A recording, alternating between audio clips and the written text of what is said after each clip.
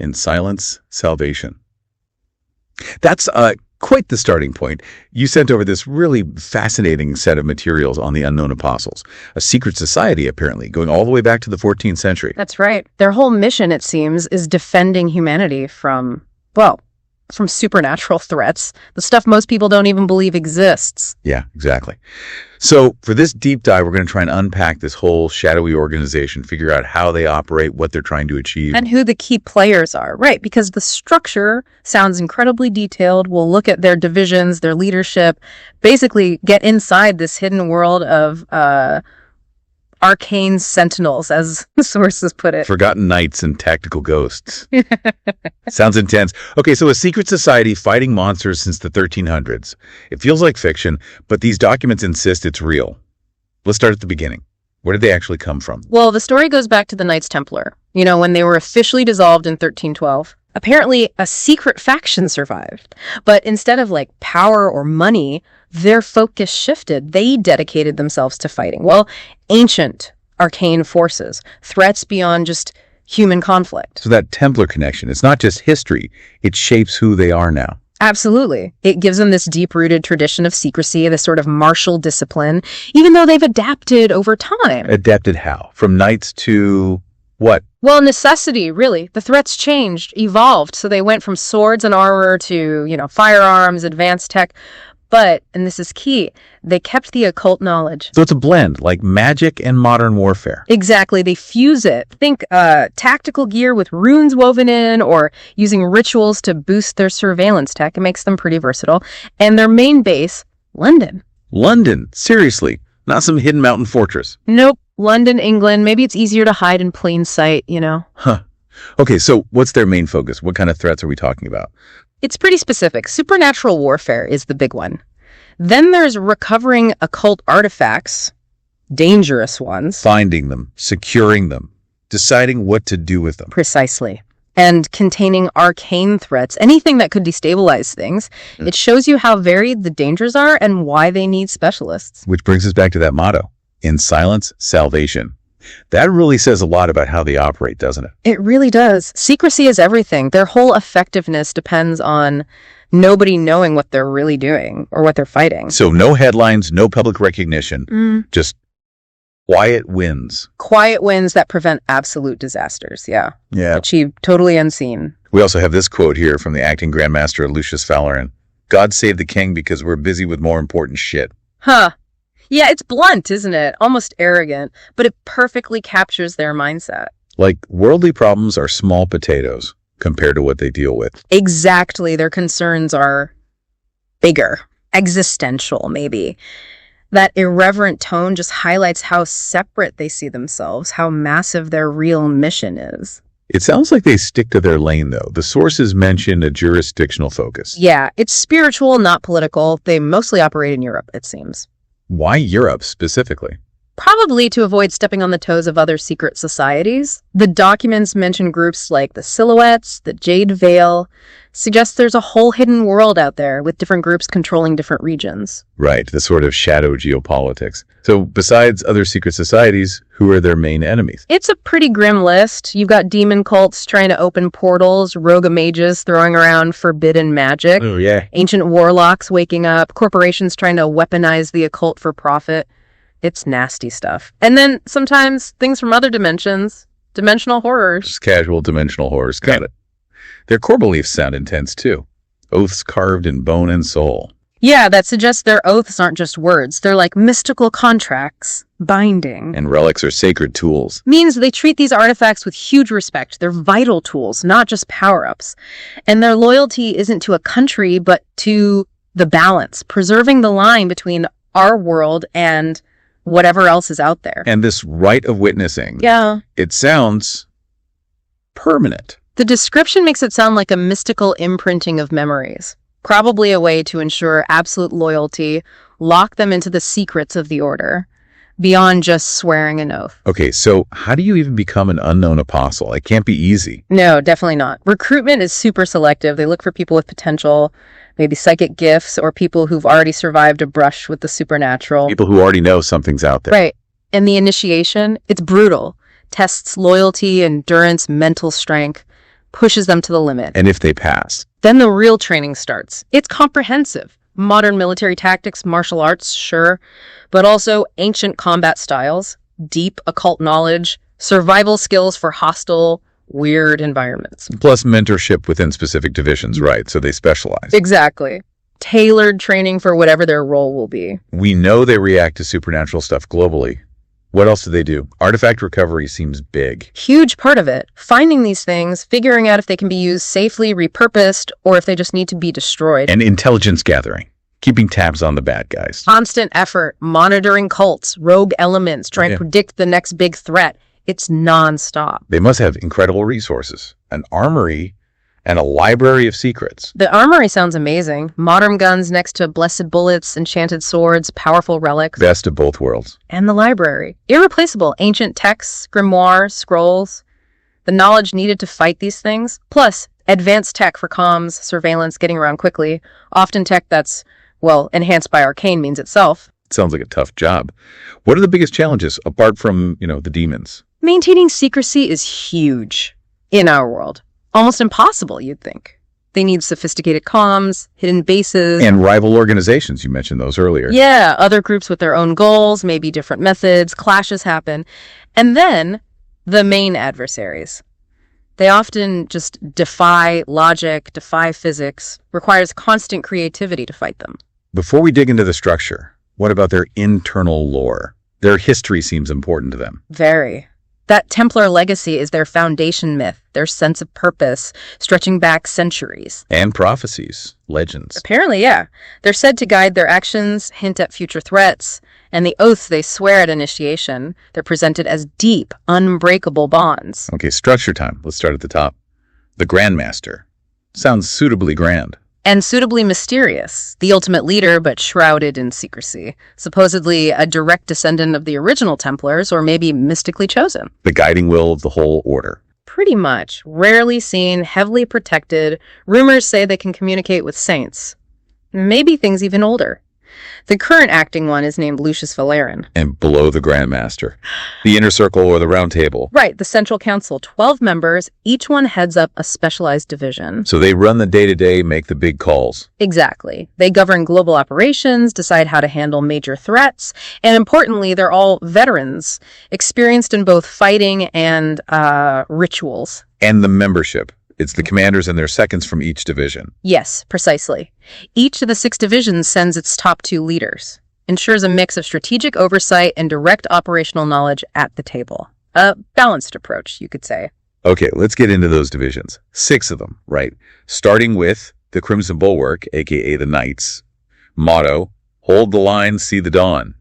Sounds like frontline troops. That's exactly what they are. The tactical field ops. First in, often last out. They're mostly mortals, but with exceptional willpower, serious training. Not necessarily magic users themselves. Not usually, no. They rely on toughness, tactics, and specially prepared gear, relic weapons, ruined armor, purification tags, stuff to give them an edge against the unnatural. Yeah. Their job is basically to be the shield, hold back the tide. Yeah. Contain threats, protect civilians, extract other apostle teams if needed, buy time for the specialists. But the sources mention a high fatality rate. The red shirt's reputation. Respected, but often paying the ultimate price. Leading them is First Knight Commander Darius Volkner, codenamed Stoneheart. Sounds like a tough customer. Oh yeah, legendary figure, towering guy, scarred, Balkan background, said to command with this quiet, intense duty. Stoneheart isn't about being unfeeling, it's about being unbreakable. Master fighter. What's his kit? Exceptional hand-to-hand. He wields a sentient blood oath blade called Varangar, plus a massive greatsword and shield combo named Val. He's a veteran of hundreds of missions, teaches ancient fighting styles, apparently killed a major entity barehanded once. Wow. And his training style? Brutal. Breaks recruits down and builds them back stronger. Haunted by his past, but laser-focused on the mission. His quote sums it up. "We are not here to understand the dark. We're here to stop it. That's enough." Pragmatic. Utterly. In the round table, he's the spine, the one who doesn't yield. And his second. Second Knight Vice Commander Alara Wynn Thorne. Sounds different. Very different. If Volkner is the fortress, Wynn is the rapier. Athletic build, Welsh-English roots. She's all about tactical brilliance, infiltration, precision strikes. So strategy over brute force. Definitely. She's an exceptional duelist, fluent in a dozen languages, apparently a master diplomat when needed. She's also a skilled room wielder, specializing in wards even without major innate magic. Interesting that she turned down promotion to First Knight. Yeah, the notes say she felt her skills were better suited to being the thorn, finding the weak spot, the precise strike. Her quote, "Every fortress has a weakness. Be the blade that waits beneath it, not the hammer that charges the gate." Shows her approach. Totally. Lucius Valerian apparently thinks highly of her potential, calling her a potential rival queen who chose loyalty. On the round table, she brings balance, strategy, discipline, maybe even a bit more compassion than Volkner. Okay, next division. Black Candle Division, the Starless Cartographers, motto, "In shadowed places, we are the first to see." Sounds like psychic spies. Or maybe psychic explorers. Yeah, they're the ones dealing with the non-physical realms. Psychics, seers, prophets. Often people burdened by their gifts. So they map the unmappable, interpret prophecies. Exactly. Charting realms beyond our reality, deciphering cryptic visions, finding emerging psychics to recruit. They're the esoteric intel unit, fighting with insight, not guns. Their culture is described as monastic. Yeah, like a religious order within the military structure. Dark robes, meditation, keeping these prophetic journals called dream books. Their philosophy is about understanding the meaning behind the visions, not just seeing them. Heading this up is First Wick Queena Alexandrescu, the Eye of the Black Forest, mysterious background. Extremely. Found in that spooky Hoya forest in Romania, total amnesia, then boom, psychic powers manifest. Trained by the previous First Wick. She's a powerful oracle, fluent in dead languages. Her visions are crucial for planning. But not infallible. There's a mention of a failed prophecy. Yes, the Weeping Gate incident led to team losses. She apparently keeps a record of failures, the Book of Fractures, shows the weight she carries. She's seen as the spiritual compass, though. Speaks rarely, but everyone listens. And her journal mentioned something called Dom Umbra. Yeah, hints of some dark entity, maybe a precursor, adds another layer of mystery. Lucius's thought on her is chilling. She is the darkness in the mirror, and it's better to face her than turn your back. Respect mixed with caution. Her second is Second Wick Samara Ashgar, Veil Dancer. How does she fit in? She complements Krina. Younger, Middle Eastern descent, born in London. She's an empath, a medium. Her powers peak under moonlight. She can see emotional echoes, probabilities, talk to spirits in the dreaming realm. So Krina sees the big picture prophecies. Samara deals more with the immediate echoes and spirits. Seems like it. She's also a skilled ritualist, fluent in dream tongue, Aramaic, Enochian. She acts as the liaison between Krina and the field teams. Krina respects her deeply, sees her as maybe even surpassing her someday. Lucius trusts her intuition too. Apparently so. His thought. She sees what others refuse to admit, and I do not doubt her for it. She's another vital spiritual guide for the organization. Moving on to Sanctum Obscura, the scribes. Motto: "We write what should not be forgotten. We erase what should never have been." The R&D department. Exactly. The brains trust. Arcane scientists, researchers, linguists, their job is the why and the how. Deciphering weird languages, creating counter magic, mixing science and ritual. Right. Studying artifacts, anomalies. They maintain the Codex Maleficarum, basically the big book of monsters and how to stop them. And they even publish internal research. Their philosophy, the Triumph Accord, sounds cautious. Truth is variable, cage knowledge, curiosity is contagious. Very cautious. It reflects the danger of the knowledge they handle. Information itself can be alive, dangerous. They operate like part monastery, part lab, part asylum, maybe. Strict psych evaluations needed. Leading them, first archivist, Dr. Isabella Moretti, the alchemist. Sounds energetic. Cheerfully manic is how one note puts it. Italian-Egyptian descent, brilliant, obsessive, comes from a line of esoteric scientists. She merges ancient alchemy with modern arcanoscience. Responsible for key tech like the Nullum Serum and Vault wards. Yep, but also known for volatile experiments. There was some Prague incident. She believes magic is just another form of chemistry. Fiercely smart, blunt, expects the best. Lucius's take. Madness walks a tightrope, but she hasn't fallen yet. Yeah. He values her brilliance, but keeps a careful eye on her. Her second is Second Archivist Dr. Seraphine Duval, the Inkeeter, that codename. Isn't memorable, yeah. French Caribbean, former theological linguist who vanished after publishing a banned text. Found in ruins humming mantras. And he eats cursed writing. Apparently, yes. He can absorb glyphs, cursed texts, neutralizing them. An expert in veil script, mimetic curses, blood contracts. He's the calm, logical counterpoint to Isabella's mania. Disturbingly calm. That's the description. doesn't waste words, possibly undead according to some rumors. He keeps a grievance book of knowledge that shouldn't exist. Deeply loyal to Isabella, but challenges her. Lucius's view on him. A man who devours truth cannot help but become something other than man. Respected, maybe feared. Consulted when things get really weird. Okay, now for Sanctum Maledictum, the awakened motto. We are not chosen, we are cursed, but we've made our curse kneel.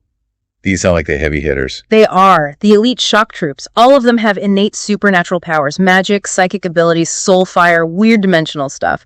Awakened by trauma or born with it or through binding rights. Huge power, but a huge cost. Exactly. They need daily stabilization, constant monitoring. They're the nuclear option, basically, deployed when nothing else works. Their doctrine is all about using their dangerous power without letting it consume them. Their training involves a trial of collapse. Yeah, pushing their powers to the brink in a controlled veil pocket dimension. Fail, and you risk corruption or worse. Survivors get a special sigil. It's intense. Leading this volatile group is first in command Commander Kalen Vane, the brand bearer. His background sounds rough. Extremely. Haitian Scandinavian descent. Survived a mass demonic possession as a child. Underwent a ritual, the rite of conflagration, that left a powerful protective sigil burned into his spine. So he's both commander and contained power source. In a way, yes. He's a ruthless tactician, enforces discipline rigidly, sees the awakened as weapons that need careful control. He's the embodiment of righteous fury, the direct executor of Lucius's will when force is needed. Lucius trusts him implicitly. Seems so. Right. He is the flame that burns my will into the world. High praise, high trust. But maybe needing some reining in occasionally. He's second. Lieutenant Commander Naeva Rook, the Veil Piercer. Okay. Another survivor. Yes, Romani-Irish. Her village was destroyed by forbidding magic. She survived, but became a vessel for ancient powers.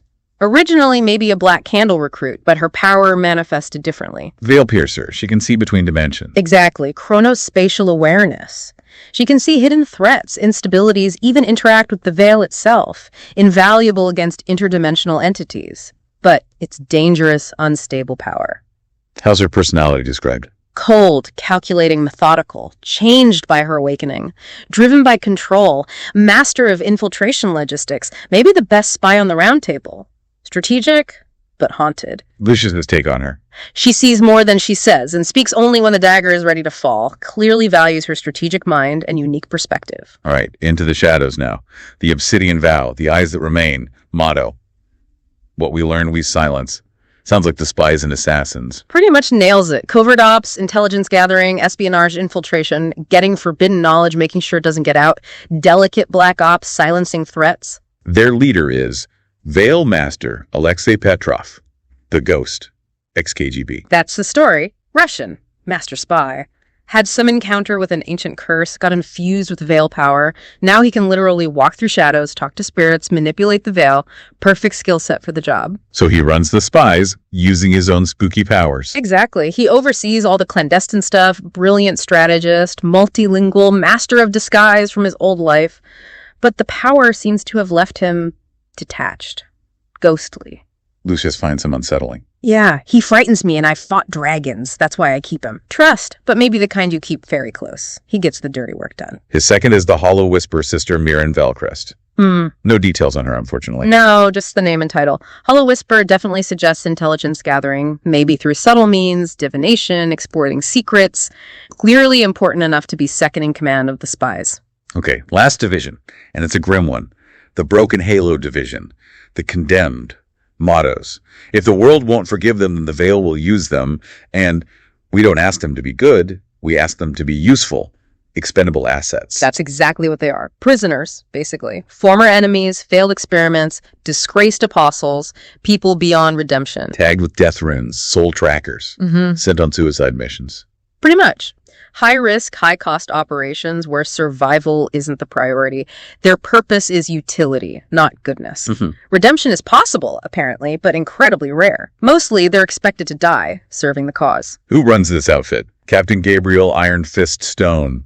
A warden, essentially. Yeah, American military background, war hero whose team got wiped out on a supernatural op. He survived, demanded atonement, ended up running the Broken Halo. How's he described? Stoic, weary, haunted, brutally honest with the condemned, but not cruel.